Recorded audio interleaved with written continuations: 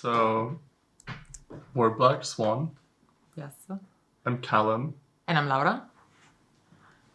And today we're going to talk about our project, which creates digital tools that allow groups of artists to decide how to use resources.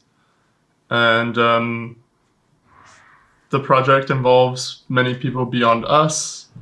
So it's a collaborative project and a collective with Penny Rafferty, Andre Fincanto, and Laith Benkeda. Our presentation is structured into 3 parts. We'll go a bit into the research and insights that led to the creation of Black Swan, talk a bit about recent experiments that we did in governance at Trust, which is a collective environment in Berlin, and then we'll talk a bit about our findings from our research. And for people on Twitch and on YouTube, please feel free to ask any questions. We'll try and address them at the end. Yeah. Did I leave anything out? No, that's great. So Black Swan is responding to current needs of creative practitioners and addresses some issues with the art world as it currently exists. Today, artists are competing for fewer and fewer resources. They're going up in more and more competitive funding calls. Arts practices and increasingly multidisciplinary practices, like the practices of people around trust, are not well served by existing support structures for artists, or the funding calls don't really understand the work that people are doing as art. So there's a need now for new thinking about artistic and creative funding. Art has always been a collaborative practice. There's this myth of the individual genius that is the currency of the contemporary art world. And we need new tools and new ways of enabling collaborations to exist and making it easier for creative practitioners to collaborate. Cultural institutions, as they move into the digital sphere, and many have done so with extreme haste in the past year after COVID, don't all need to solve the same problems, but rather could pool resources and build shared infrastructures. But similarly, thinking about the digital, artists today have no control or ownership over the data they produce, whether it's their funding applications or the descriptions of their projects, the non-existent databases of people who participate in projects. There's a lot of metadata related to the art world that currently is out of the hands of artists. And similarly, contemporary art is based on a false universalizing idea of the public that, with Black Swan and with the experiments that we've done at Trust, is really trying to situate a notion of a public into a specific context and group of people. Now, let's talk about blockchain, Let's talk about blockchain, as we haven't done enough in these days. But so one way that we're trying to address some of the problems that we see in the current art world as a structure is by beginning to apply or use blockchain as a way to intervene in the space. So we see that there's we see like a lot of strengths about using blockchains. First of all, the possibility to share value in a translocal manner, the possibility of finance projects not through debt kind of instruments, but through something like a programmable equity. then blockchains make possible decentralized autonomous organizations, which are automated organizations that facilitate a lot of the bureaucratic, if you will, organization, facilitate a lot of the organizational kind of mechanisms. And then blockchains are censorship resistant and offer like an immutable ledger that can be accessed at any time. On the other hand, blockchains are also market-based instruments. They are, technologies. So if you've used any smart contracts, you see that at the moment blockchains are actually also pretty expensive to use because of their financial nature and the type of incentive structures that go into validating a lot of these mechanisms. It follows that currently there's a bit of a problem with onboarding or entering the space without being already familiar with a lot of the tooling can be a bit daunting. And then there is the question of this transparent record, or the transparency, let's say, works both ways. It can be a really great instrument, obviously, to facilitate, transparency of budget, of like treasury management within an organization, of decision making.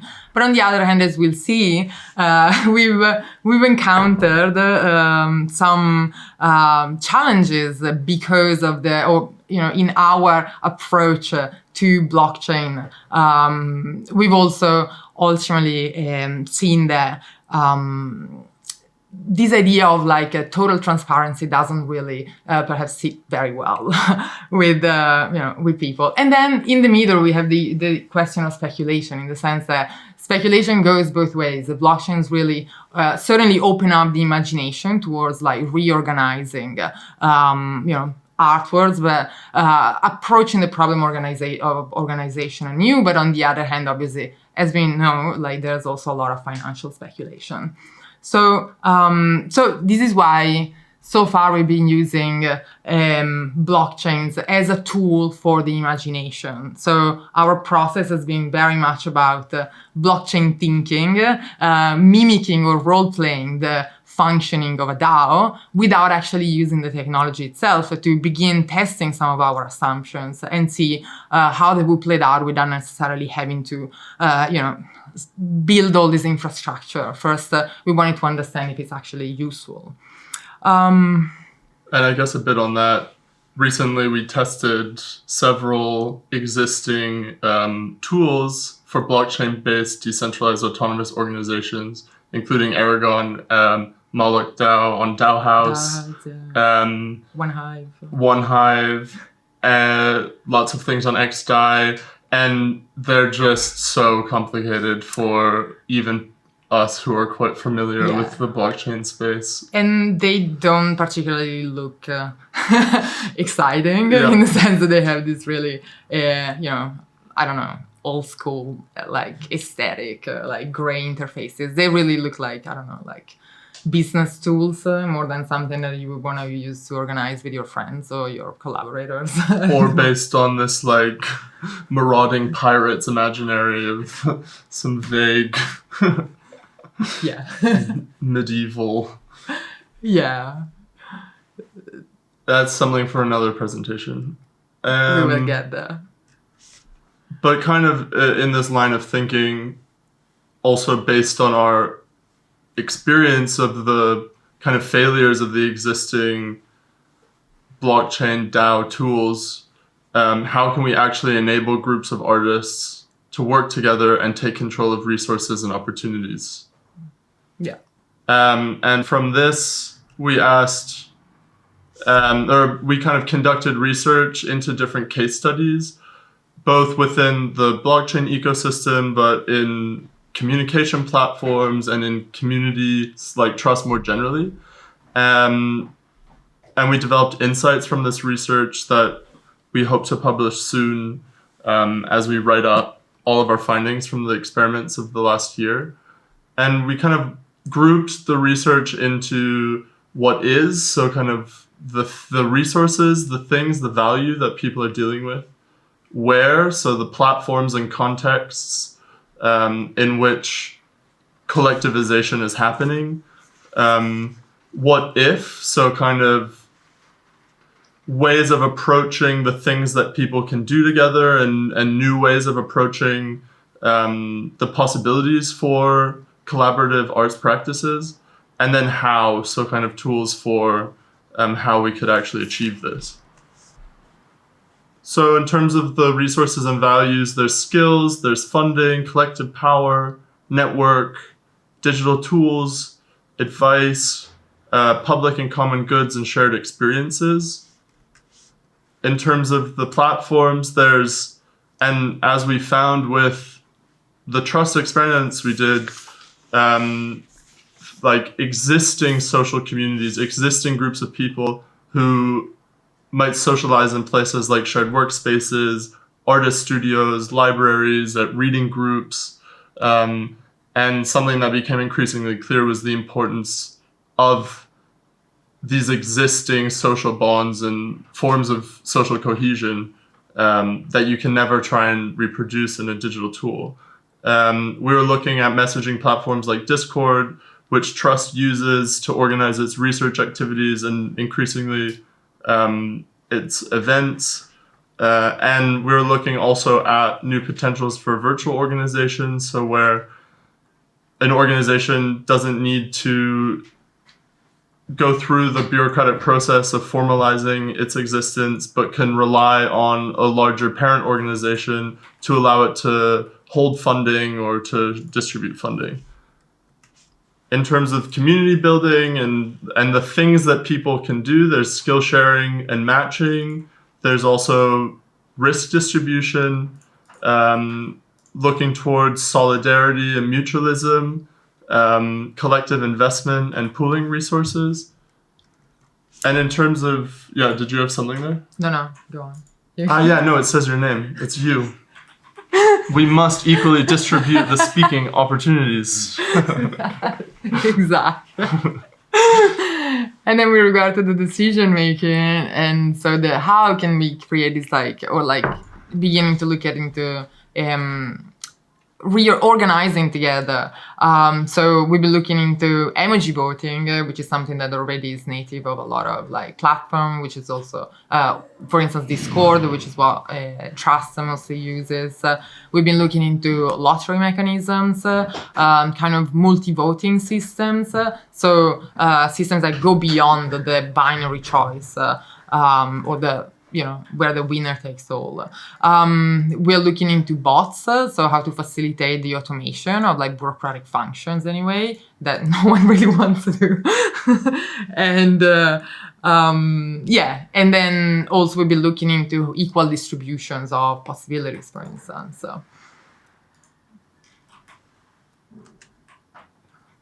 So now we'll talk a bit about our experiments.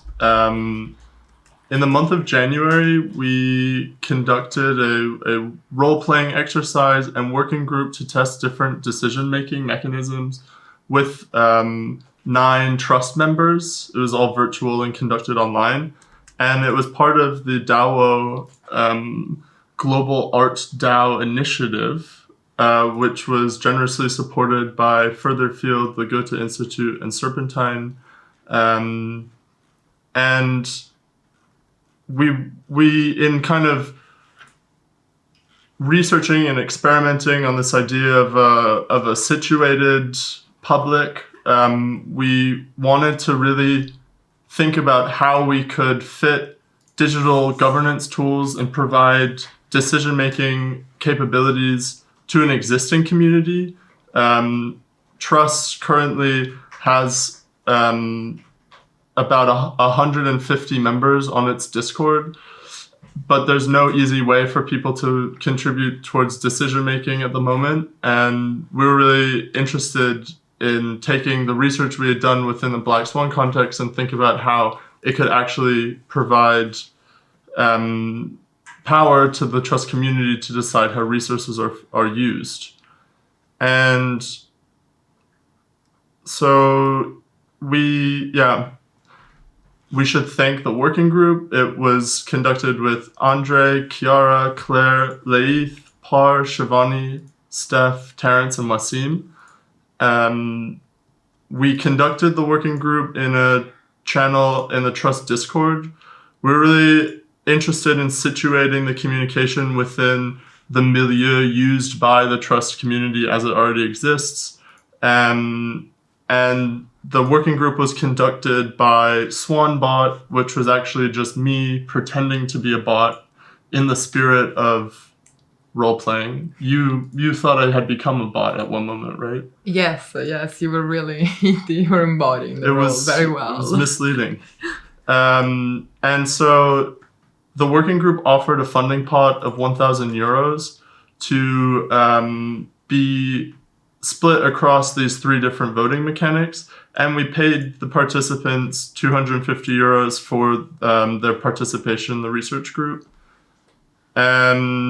We met weekly in a group meeting, a kind of town hall, and then communication was done asynchronously on Discord. Some participants organized voice chats, and they organized different ways of communicating, which we'll also talk about. It was broken into different phases, very specifically looking at the proposal making phase, these 3 different voting mechanics and how that felt within the community setting. And so the first phase was the proposal making phase. So our idea was to keep the process as open as possible. So we wanted to test like a really simple proposal form and see what behavior would emerge, like how people would use it. So we had a very simple Google form, and we asked, participants, so people that wanted to submit proposals, to put an image. There were fields, like very basic fields, none of which was compulsory. So people could really leave the forms also, half empty if they wanted to. And so we asked people to, for instance, insert an image to complement or give an idea of the proposal. Obviously, title, description, what kind of outputs,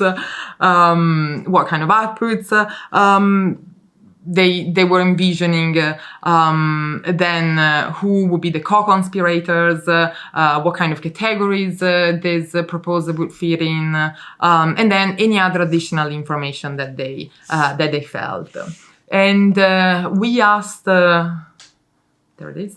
We asked our working group participants, when germinating proposals, to consider what is it that they themselves or the group need but don't currently have, what is it that they or the group wish to see more of, or they wish to do but that they've never done before, and at Trust or in another horizon, perhaps beyond the Trust itself. And so some of the really interesting things that immediately emerged is that there were a spontaneous, organic emergence of initiatives by the participants, such as a skills pool, like a simple spreadsheet that Chiara made, where people could sign up. The kind of things, the skills, the kind of things that they do, the kind of things that they're interested in, the things that they would like to learn or know more about. And so we had other initiatives, an open proposal development page, and also someone proposed a regular voice meetings to discuss ideas and forge new collaborations. So all this was for us like totally unexpected and really welcoming.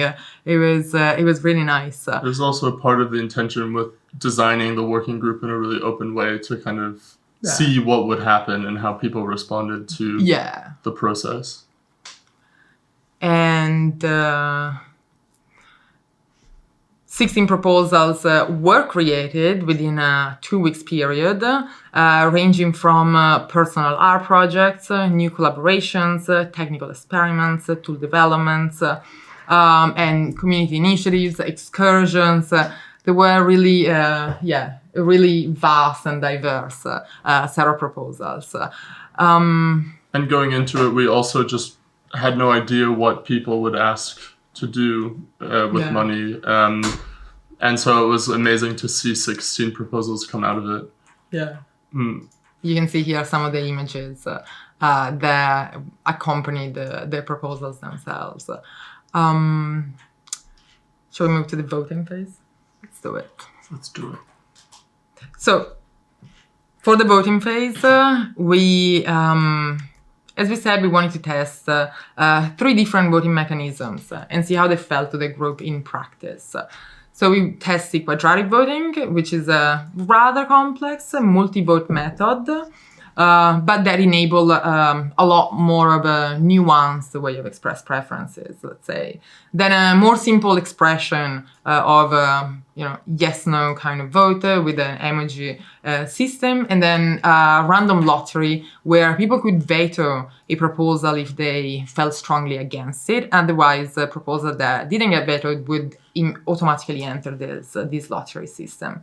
And each of these voting mechanisms had a pool with a micro grant of €333. So this is how we conducted our quadratic voting experiments.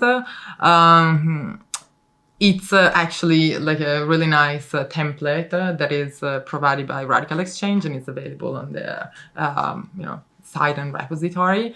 And so what's interesting about quadratic voting is that it's a system that enables to determine priorities, or like prioritize options or proposals in a collective manner, and so enables to express the intensity of preferences in a more nuanced way, because it costs more to express a stronger opinion. People are not asked to vote yes or no, are asked to allocate a certain amount of credits or voice credits towards any proposals.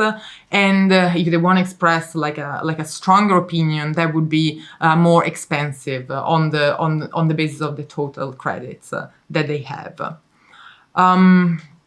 The other mechanisms that we wanted to try is the Emoji Vote.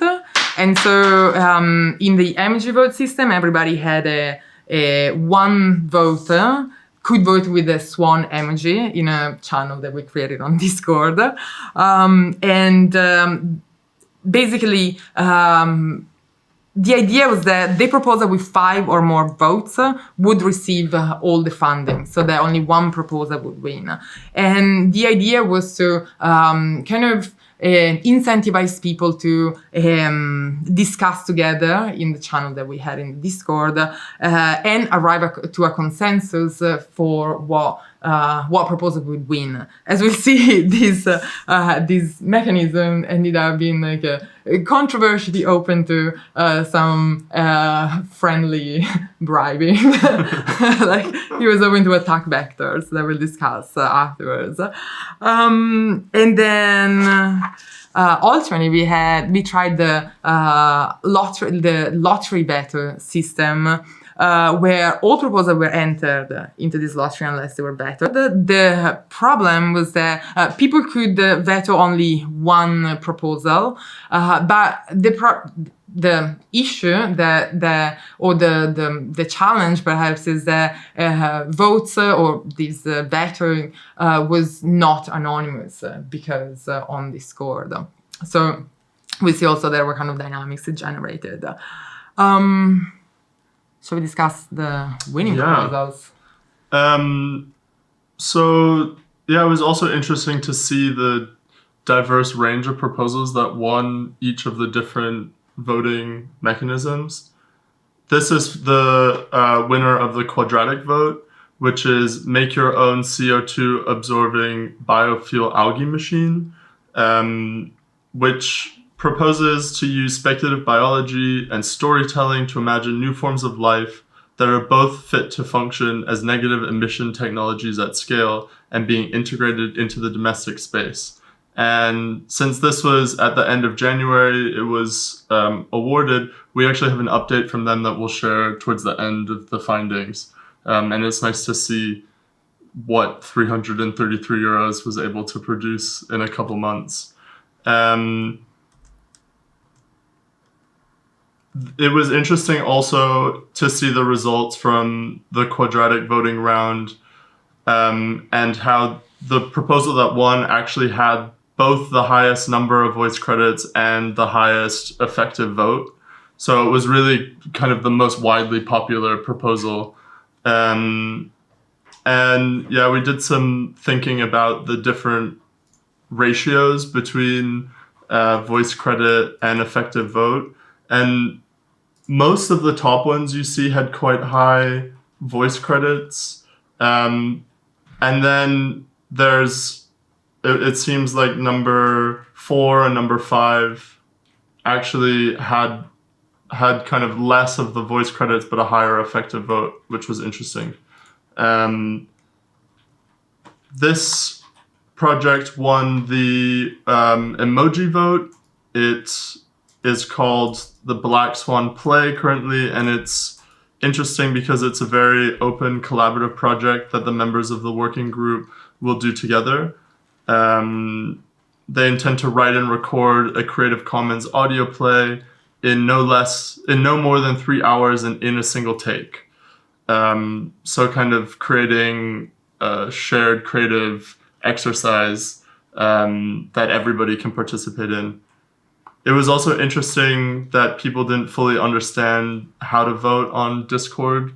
There's no way in the interface currently to prevent people from putting multiple votes on a single proposal or multiple votes across all the proposals. We couldn't lock in the ability to just put on one emoji. And so there was some confusion there that also has kind of informed how we think about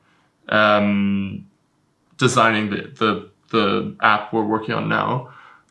And then the project that won the Emoji Vote, that won the lottery, is a proposal to cover the 65 euro administrative fee for the IDs of 5 homeless people. So you see such a range in the proposals. There's the one that won the quadratic voting round was a kind of artistic project between two people. The one that won the Emoji Vote was a more collaborative and open creative experiment, and the one that won the lottery actually was more of a humanitarian effort or a charity effort. So after the working group, we asked our working group participants to fill in a feedback form, anonymous obviously, and we collected the findings of these feedbacks. And maybe let's go through them, because what was really interesting was also how these findings got us to reassess perhaps some of the initial assumptions that we had getting into this process. So first of all, well, this is like a bit of an overview about the different findings. First thing, there was a resounding consensus on the value generated by the process, including, as we were saying, these organically emerging initiatives, like started in the proposal phase. Everyone really appreciated the possibility to forge new collaborations. For instance, as Calum mentions, the winners of the quadratic voting round never really worked or collaborated on a project together. So it's really nice it was great that this was like an occasion to start out new kind of like projects together.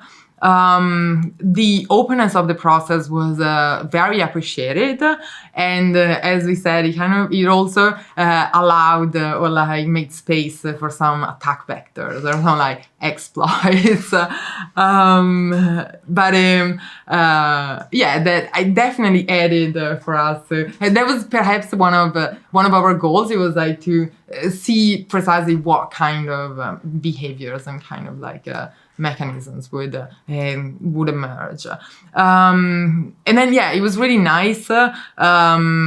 Someone wrote in the feedback that it was really nice, quoting, being at the origin of the voting process, and as a result generating so many questions about how things work and could work, which it's I guess was a really nice way to begin testing the limits of the parameters of these still analog social protocols they were like playing with and learning from the results. Then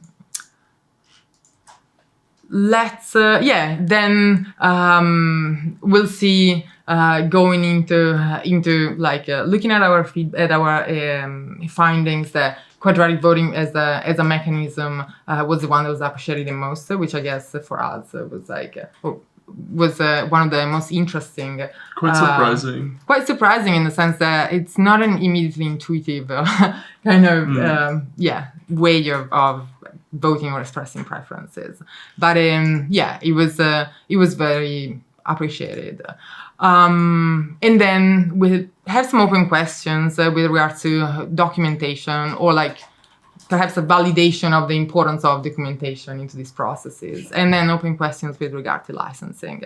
But maybe we can go a bit more into some of the actual answers of this feedback of our findings. So what people really liked about the process, it was this idea of collaboration process, like spontaneous organizing and the learnings of this process of inquiry. What wasn't really appreciated too much, it was the lack of anonymity, because obviously we were testing a lot of these mechanisms in a Discord setting that doesn't really allow for that. But also, in a sense, the lack of familiarity among participants. While everybody probably interacted with each other on a Discord, we had never had an occasion before to, sit down and work together for a month. So there was a bit of a tension there that some people didn't particularly like, and someone saw their proposals being bettered, and definitely that's not a nice thing. And similarly, perhaps in the group meeting settings, some voices may have gone lost because clearly the platform facilitates certain behaviors, but also maybe limits like others. This is, so we asked our participants to rate the importance of certain features for collaborative organizations. And so questions like sense of community, process transparency, opportunity to share skills were definitely the features that were mostly appreciated or like sought after in a collaborative setting.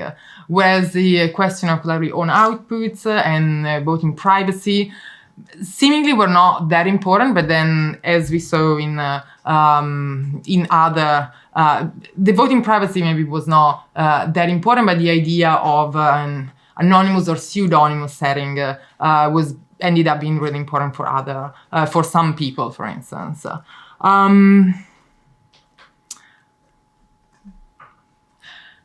Then, with regard to additional features, we have the possibility of participatory participatory organization making and redefinition of organization, the amplification of quieter voices, and the, as we were saying, the anonymization of the process. So someone suggested, which is a really nice idea, I thought, of using the same handler on Discord. So that only being able to, to get who is who by other kind of nuance in the way of writing, etc. But on the interface, everybody having the same handler, which I thought it was pretty nice. then everybody felt that they did have all the information to make decisions. Interestingly, it seems that the vast majority of people thought that other people didn't get they didn't get how to vote, but then it seemed like that pretty much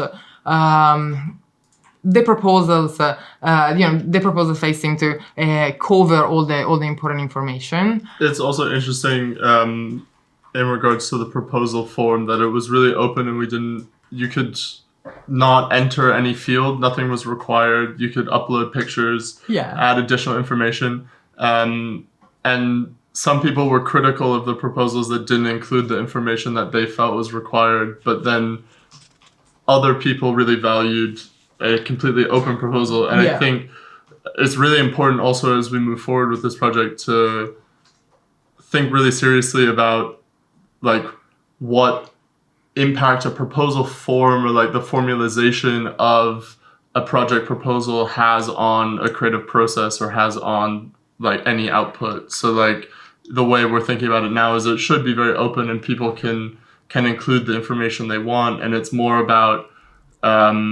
grounding the review of a application process in a group of people who know each other and familiar with each other, instead of sending these proposals to abstracted funding bodies. And so put on your proposal what you think is important for other people to know, I think is more important than like hitting a set list of fields. Definitely.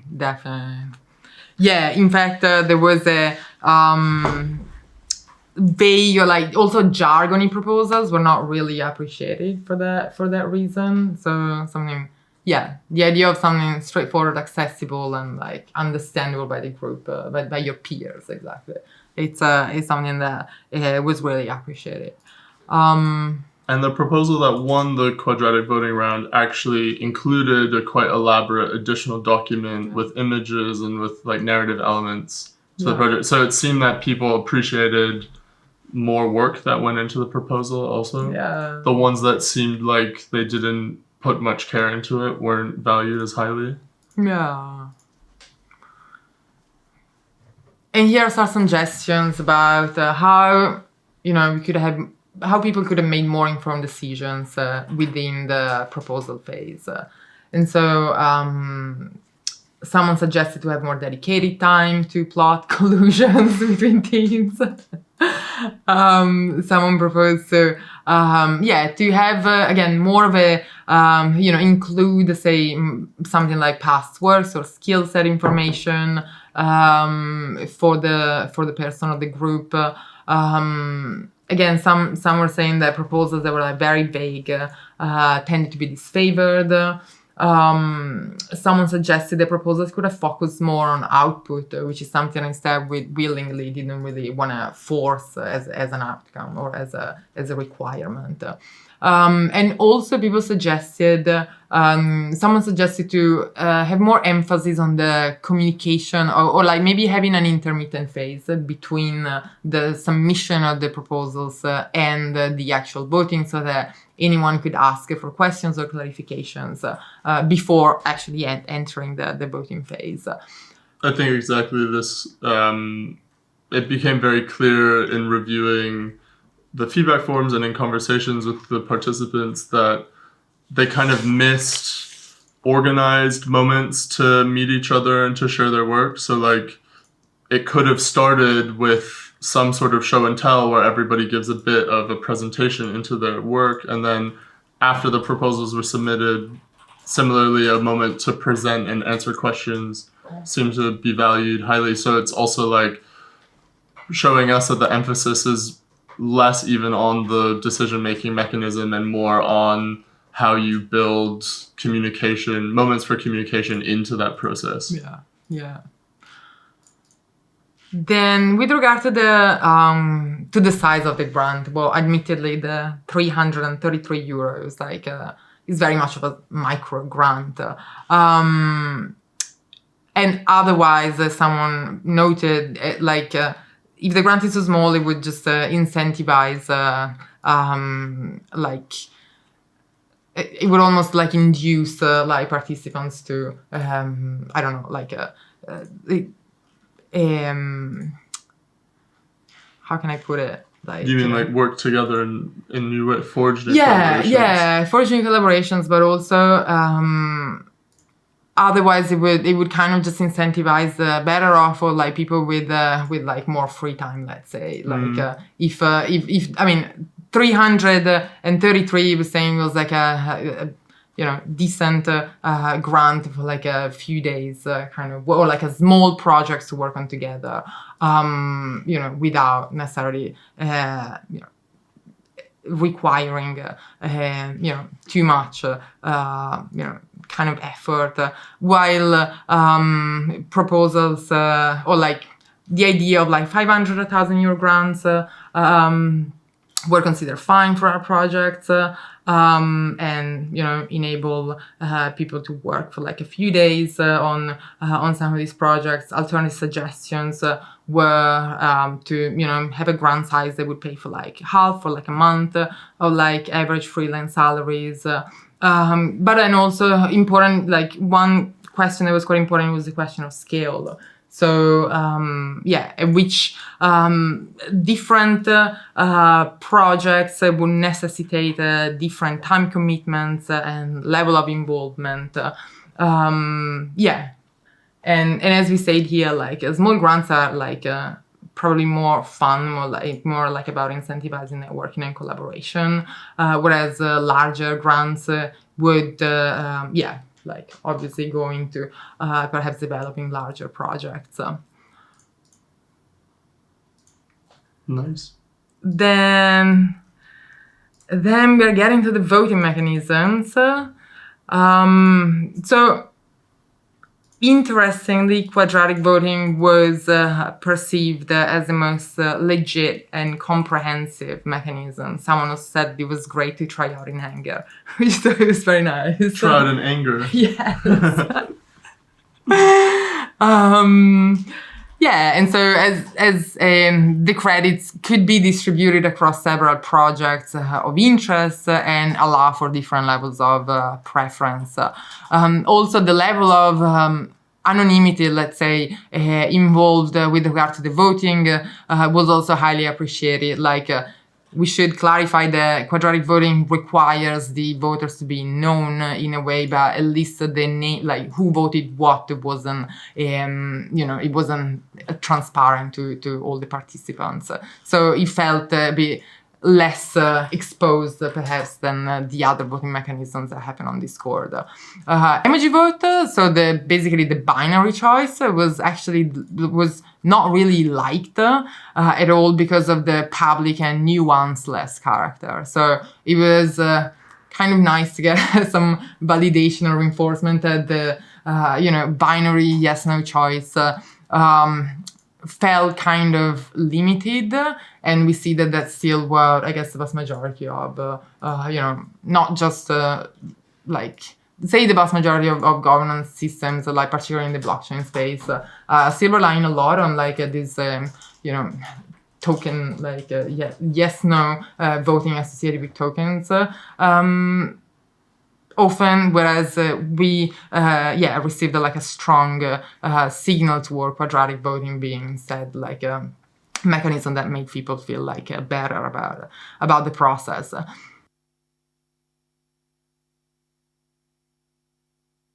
The lottery was maybe the most polarizing mechanism. Some didn't really feel comfortable at the prospect of openly vetoing proposals of other people, but then later regretted it. Others thought it was a bit brutal of a method. I'm quoting from some of our feedbacks. Yeah, while others thought that instead it was like a nice mechanism that allowed, you know, enabled the funding of projects that otherwise would have probably not received the you know, that visibility, like be more like niche kind of initiatives. So in a sense, it seems that the you know, group collaboration and organization doesn't particularly like the idea of chance or randomness compared to other methods, perhaps. It also seems to somehow be correlated to the level of agency that the different voting mechanics give to participants. So the lottery had the least agency, but was kind of similarly disliked to the Emoji Vote, which also gives very little agency. And the quadratic voting system, in allowing for people to even say they like everything a little bit, proved quite popular in our tests. And I think there's also something to say about decision making usually being framed around competition and around winner takes all. That is not so conducive to a community environment where it's more important that people meet each other, feel comfortable with each other, have opportunities to work together, rather than feeling like it's some kind of popularity contest or cliques are somehow dominating. So yeah, there was something nice about quadratic voting and how it made people all feel quite good. Yeah.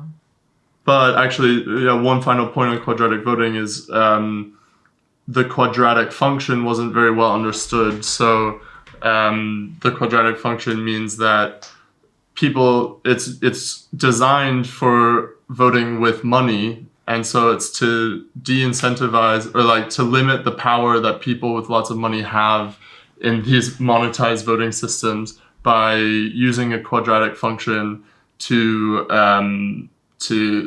encourage smaller distributions of voice credits across a wider range of proposals.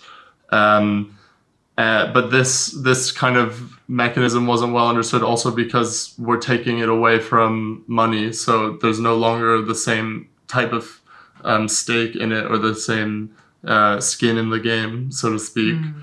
That we kind of understood that there was a need to make it clear that there was this relationship between voice credits and effective vote, and to think about actually how an interface tool could make that understandable to people. Yeah.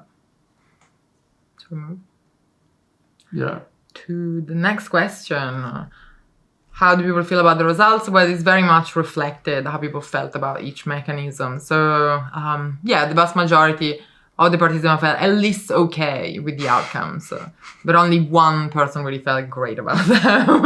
And most of this negative feeling was around the Emoji Vote and the lottery. Yeah. Someone suggested try and categorize proposals according to two different types. First one, encouraging artists to develop further, such as learning new skills, making new works, assessing resources, and another kind of proposals that instead would benefit the community, in this case, the trust community, either aim to increase interpersonal communications or form collective knowledge or support existing infrastructures. It was good, energizing to have at least a positive feeling about the outcomes. With these nuances, with regard to any mechanisms. Then one of the questions was about the documentation and evaluation for funding proposals. We didn't want to impose any requirement for documentation and evaluation at this stage or in this very early experiment. And I think it was something that it resulted from the feedback that people really appreciated the no strings attached format of these micro grants. But definitely there was again a consensus around the fact that it would be, people felt the need for sharing the documentation about the process, and it could be, some suggestion on the Trust website or in a WikiHow format or via talks, as some key follow-up step. Someone suggested also to make information about the budget, about how the budget was spent publicly available, which is, we thought, a really interesting and useful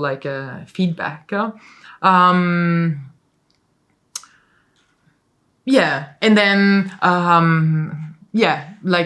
generally there was, I guess, a certain awareness on the fact that documentation would need perhaps to be benchmarked on the type of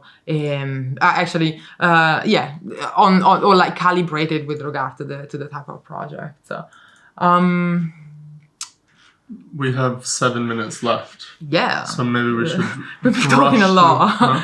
We've been talking a lot, and we also have some nice questions. Yeah. Should we finish up the findings? I mean. Yeah. It was kind of interesting also from the group, and I mean maybe this ties into the question, so we should read it now. So. Yeah.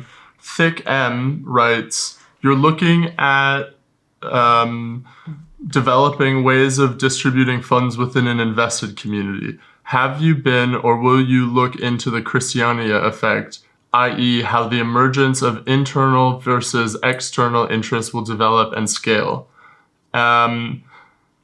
I guess I don't know to what extent it is an invested community. The 9 people that we worked with in this test all came from different forms of relationship with trust. So there was 3 former residency participants who, were selected through a centralized proposal format, and then 2 people who rent desks from the shared workspace, and then 2 online members, and Trust also is doing research into how its community is made up and what different forms of investment look like within that context. But it's not as clear as something like Friends with Benefits, where that everybody in there has, and Friends with Benefits is a tokenized Discord where you have to buy a certain cryptocurrency to gain access to it, and everybody in the Discord has at least 60 Friends with Benefits tokens, which I think is a different type. Like for me, that would be an invested community. Mm-hmm. And similarly with Black Swan, our ambition is very much that this supports an ecosystem of artist collectives, and if we have time, we'll point a bit towards that at the end, how you can think about digital communes or the Black Swan commune as enabling different cooperative or collective projects to exist together, and building in some sort of tithe or redistribution mechanism that enables the growth of the network. But this is also something that we're now going to look at next. We wanted to start with the trust context with a small group of people, then we'll look at the trust context when we scale that to the full Discord of 150 members.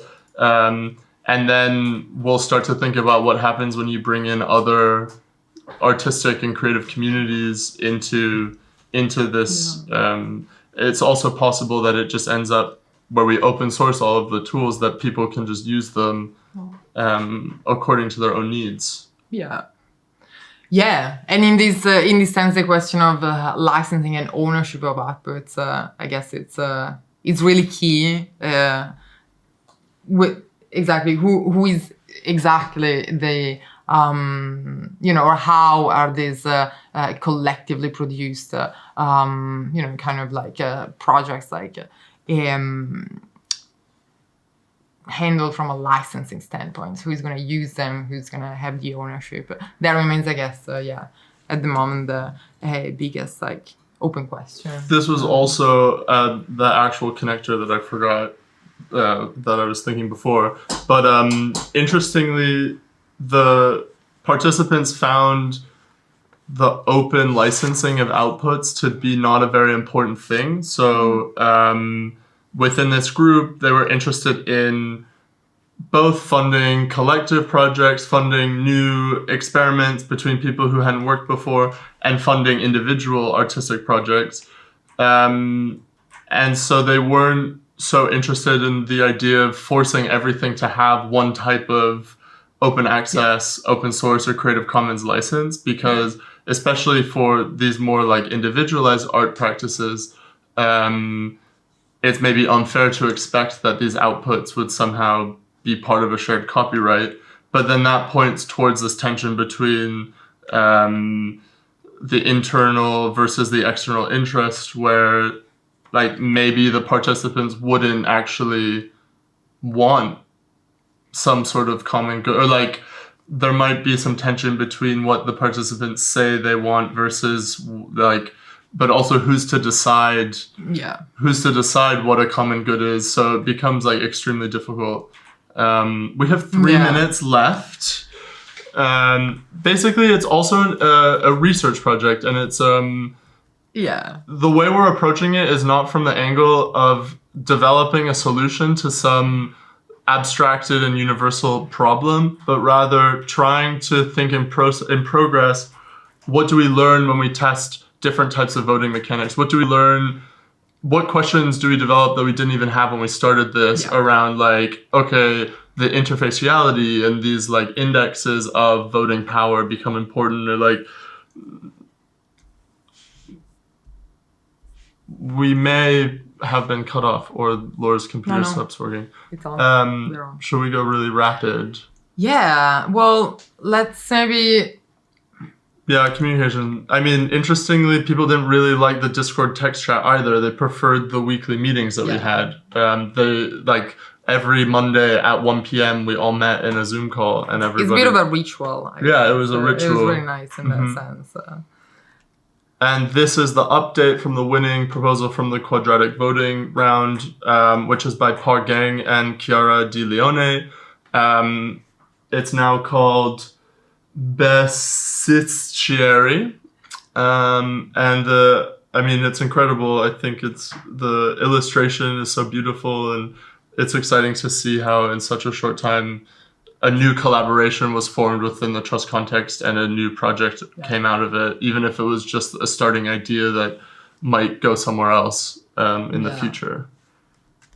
Some quick next steps. It's done. I would thank you. Okay. You'll have to tune in to our next talk to learn about our next steps. But we're developing an interface for quadratic voting for artistic communities that is run according to the moon cycle. But we'll share more on this soon. These are some ideas for the larger socioeconomic vision of like Swan commune, and how that could power different creative communities of practitioners such as trust. We should thank the MoneyLab and Trust and all our participants in the working group because we're probably running out of time. I think we've run out of time.